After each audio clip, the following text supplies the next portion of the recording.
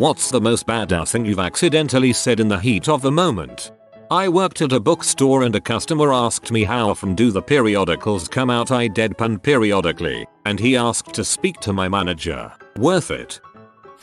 Back in high school I was a slow fat kid. For pay we'd jog about a km to the beach, have a swimming lesson, then jog back. I was the last one back to the school grounds and the teacher was standing at the gate. He told me that cause I was too slow he was going to lock the gate and I'd have to jog to the next one 200 meters away. I said that I'd consider him locking me out of school grounds to be a suspension and just go home. He let me in straight away. Kinda wished he'd tried calling my bluff so I could have followed through and just gone home.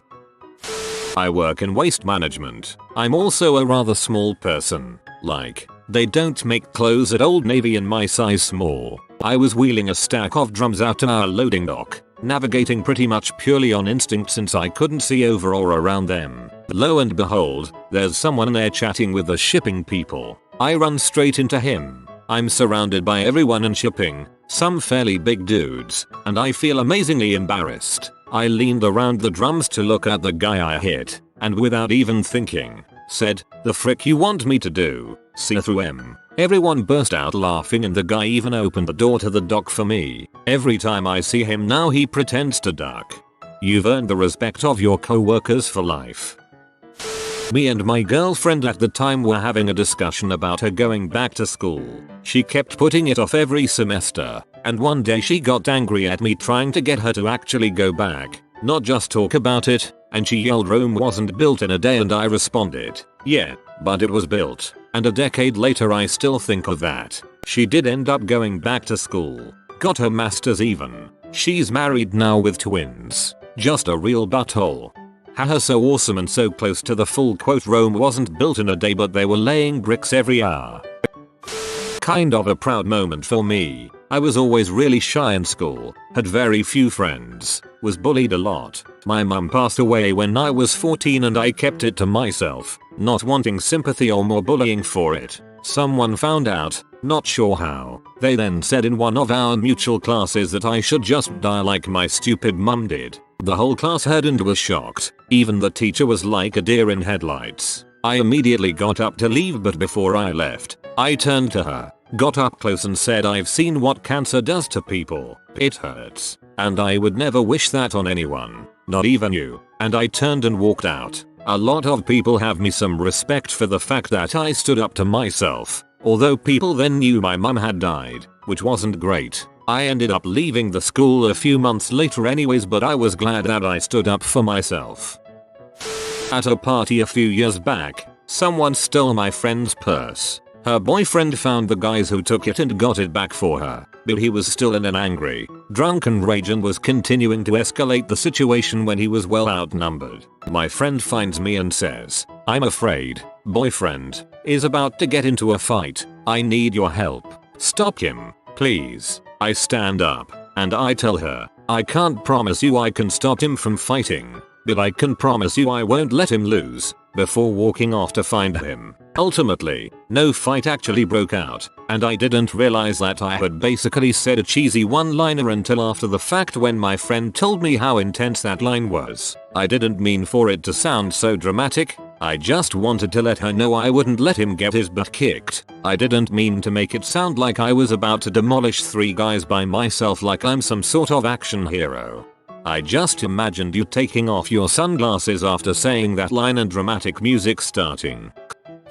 IDK about badass, but years ago I worked at a Hard Rock cafe, and we often had pre-shift server meetings outdoors on a patio. And my wild boss was droning on about us selling more overpriced plastic cups. I was staring off at the spinning globe on top of the building that says "Save the Planet" on it. I interrupted my boss by blurting out, "If Hard Rock is trying to save the planet, why do we waste so much paper?" Which was really directed at my manager.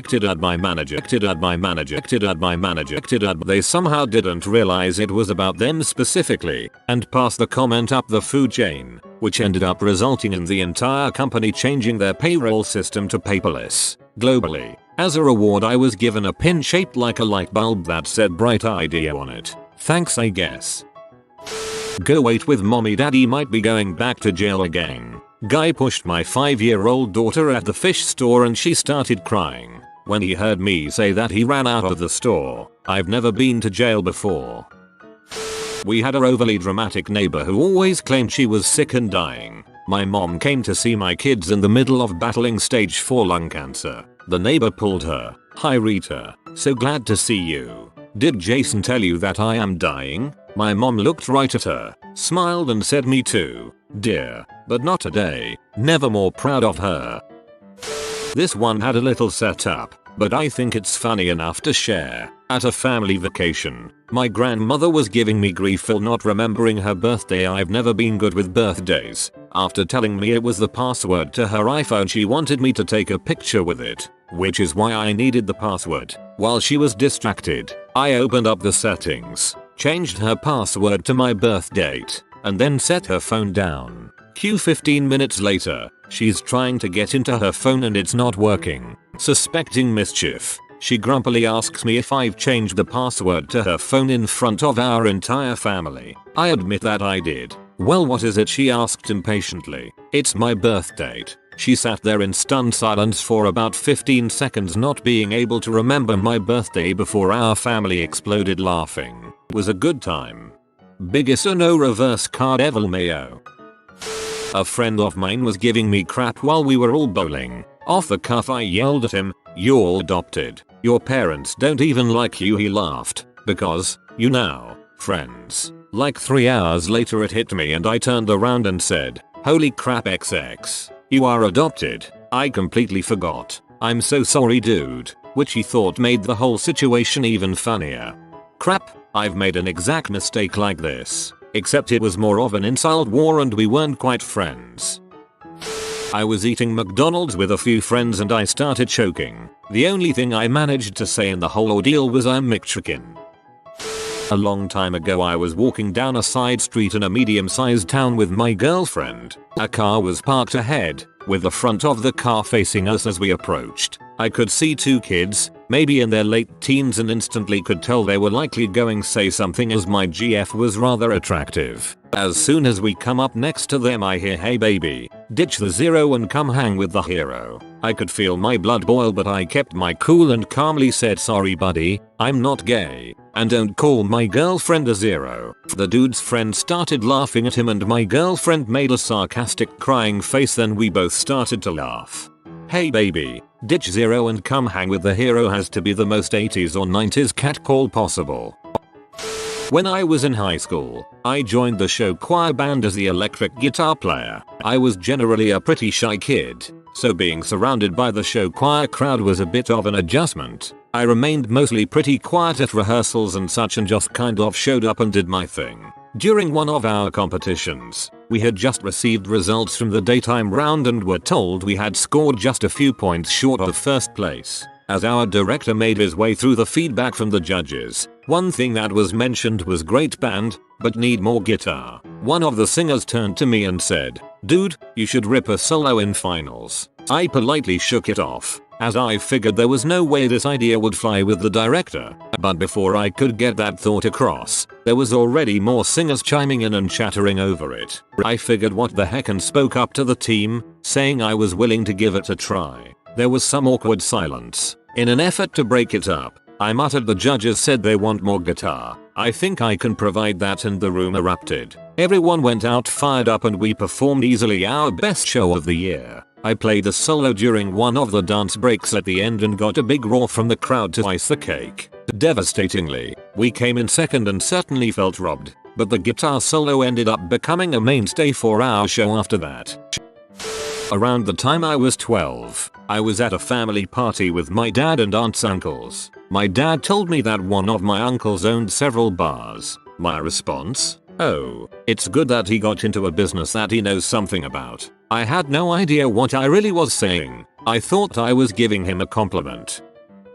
When I was 7, some girls were bullying me at school. I just learned the word mutual. One of the bullies said, "We don't like you," and I said the feeling's mutual and then walked off. I'm 37 now and I still remember it.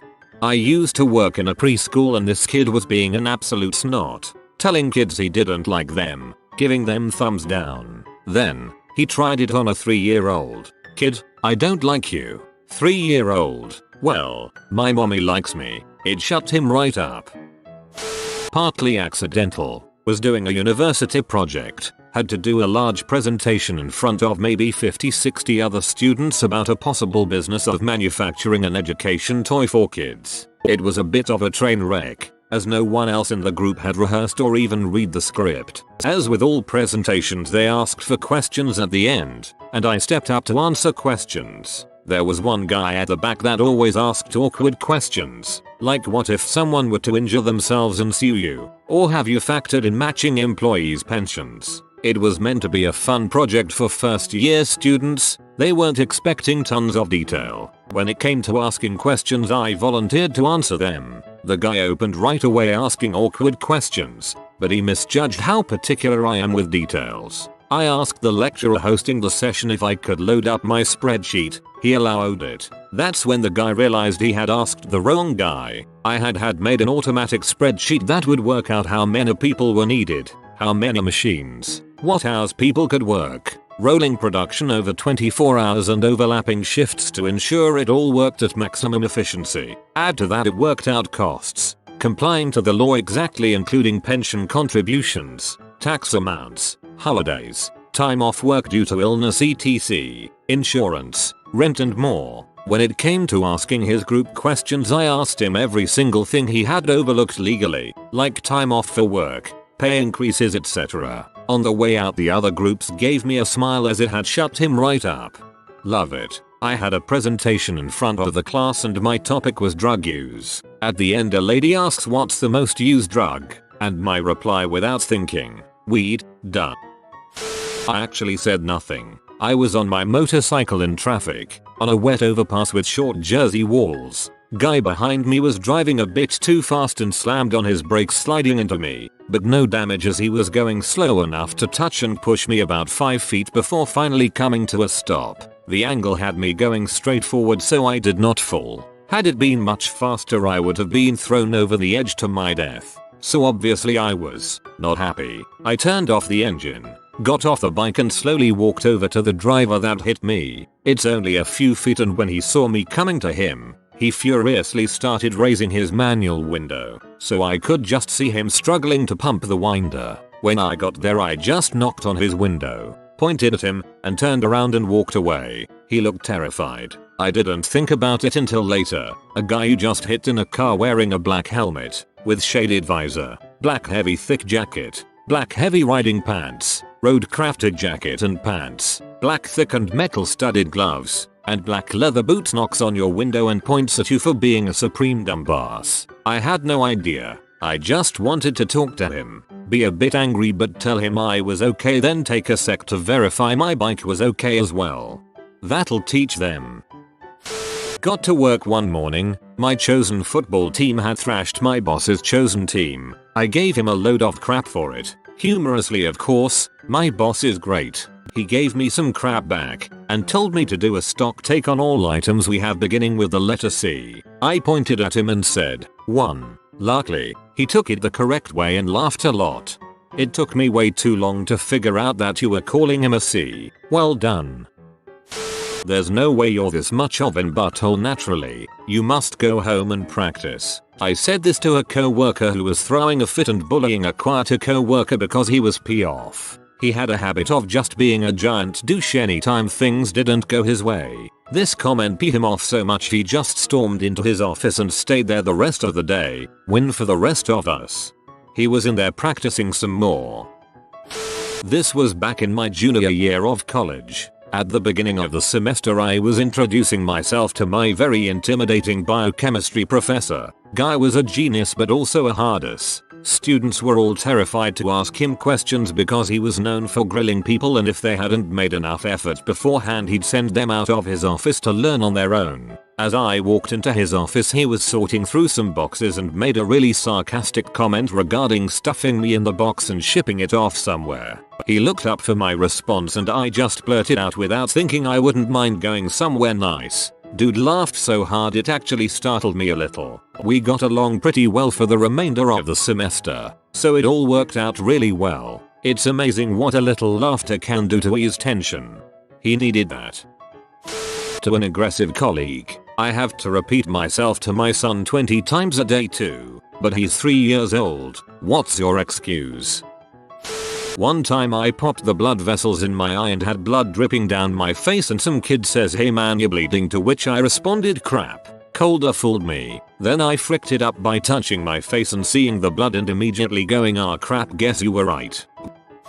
Not badass. And to be honest, their comeback was better. However, the exchange tickled me. So I'm in a university sociology lecture. I'm decidedly working class. From the black country. Generally a more working class areas of the West Midlands, England, and in the lecture as part of my social work degree. 2 girls behind are completing a sociology degree, have a much posher southern accent, and clearly a bit better off than me. Anyway, the lecture's about class. Pronounced CL bus by myself, and CL ass by them. Annoyed by their constant chatting, I turn round and say, "There's no frickin' R in class." Without missing a beat, one of the girls shoot back, "Yes, but there is a G in fricking. I'm female." They were female. This was well over a decade ago. No cheesy or vulgar chat up lines were involved. Then you better compete in fricking spelling bee.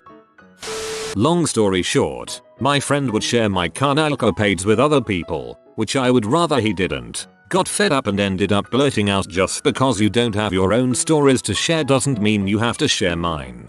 This one's my favorite. It wasn't something I said, but did. I'm a teacher and one of my students kept tossing a little toy up and down during my lesson, which was distracting her classmates. They were all gathered on the carpet. After giving her a few reminders, etc., I wasn't even thinking and just snatched the toy right out of the air. Also didn't even stop teaching, although all the kids went on and I felt like a badass. Of course I returned the toy to her later that day. Love that kid.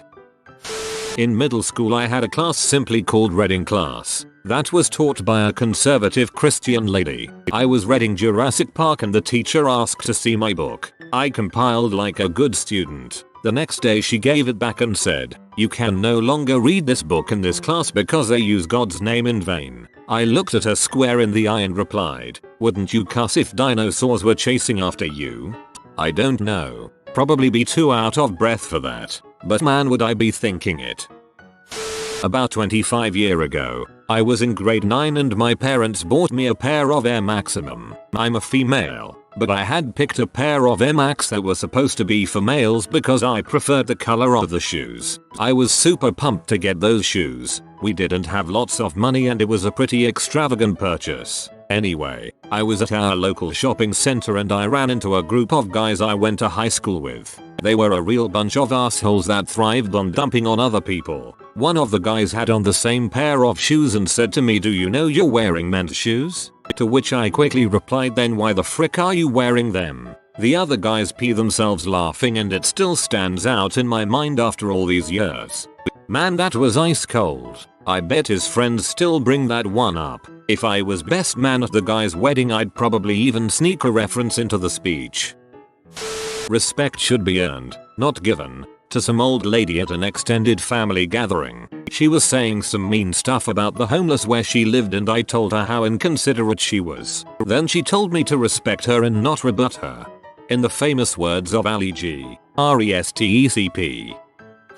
I was the lawyer in this criminal case arising out the Standing Rock events. That morning, some Lakota people had given us this traditional blessing to wish us well for the trial, and there were 5 to 7 activists sitting in the courtroom to watch and support us. It happened that there was a certain digital document that I needed before the jury got back from a break, and we didn't know just when the break would be over. I remember turning to the supporters holding up a thumb drive and telling them exactly what I needed from the office across the street and how to get it. I held out the thumb drive, and with all the intensity of an ancient general sending his troops into battle said, "Fastest runner, go now." This tiny little young woman grabbed the thumb drive and hauled butt. She got back before the jury returned.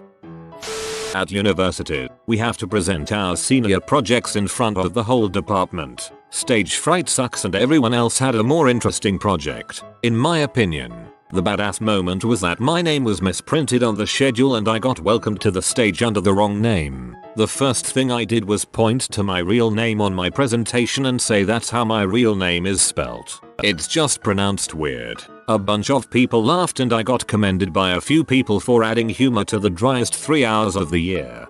You see, it's spelled Raymond Luxury Yacht, but it's pronounced Throat Warbler Mangrove. Had an older lady road rage me. Long story short, I pulled into a parallel space in front of the cop shop, and she butt-ended me going 30, but she wasn't done. She backed out, drove up the street, turned around and then smashed into me head on, screeching the entire time. The officers came out in time to see her smash me a second time. I got out all shaky-legged, wide-eyed and scattered. A cop came and helped me get up the curb, while another was pulling the woman out of her vehicle. She was screaming about young people being bad drivers, screaming at me being a disrespecting millennial. I replied, "Mom, I may be a millennial but at least I won't be in jail for child endangerment, you freaking musty bag of skin." She didn't realize my 4-year-old was in the car. The cop busted up laughing as she was screeching about my foul language. I went in for the dirty word kill, calling her a slimy CM sock, a cobwebbed old frock ball, whatever I could think of. The cop admonished me but was still chuckling. I was pretty sure this lady was purple, she was so angry. I went to her court date. She lost her license permanently, already had 10 points, had to do 80 hours of anger management, 120 hours of community service, and was credited for 3 days in jail. She was 84. At work, when in a somewhat heated discussion of why things kept going wrong at a small company, upper management said something to the effect, "Why does this keep happening? It's idiot proof," and I replied, "We need to stop hiring new idiots to test if that's true." The context was, please stop trying to find people to actually test if it's idiot proof. Please hire someone who is not a bigger idiot than the previous hire that was let go for being an idiot. First, I work in a very small company and all of us are close enough outside of work that this wouldn't get me fired or reprimanded or anything. Second, my point was that we should hire smarter people and instead of any Joe that applied and then the procedure would be idiot proof. We just needed a slightly smarter idiot. Thirdly, the Douglas Adams quote is what I had in mind when I said it, but I couldn't remember at the time where I had heard it from. Thanks to those that reminded me. Totally cool insult. I feel the satisfaction although I wasn't there and I don't know you or the whole context. I had a surgery and when I woke up, the nurse was really cute, so I started flirting with her. With no success, I had a second surgery and when I woke up, it was the same cute nurse. My first words to her were, "How many surgeries do I have to have before I get your phone number? We've been married 8 years now." This is almost exactly how my dad found and married his third Lisa. I think he may have lifted his hospital gown as well. I was working IT for a company when Network Solutions had a massive DNS outage. My manager, GM of the company, smart but not IT, asked me what was wrong besides DNS on the host side. My response was, DNS acts like a phone book, looking up our web address and directing it to the correct place. The phone book is on fire. First day on the job, my UPS caught on fire. The second day it happened again. It was the same UPS. They plugged it in after we put it out the first time. After waking up from a concussion that left blood still dripping down my head an hour after, in which period I went and proceeded to sit a history final exam. Tears but a scratch. If you are new to the channel, you can subscribe. I publish new videos every day. Until then, check another video.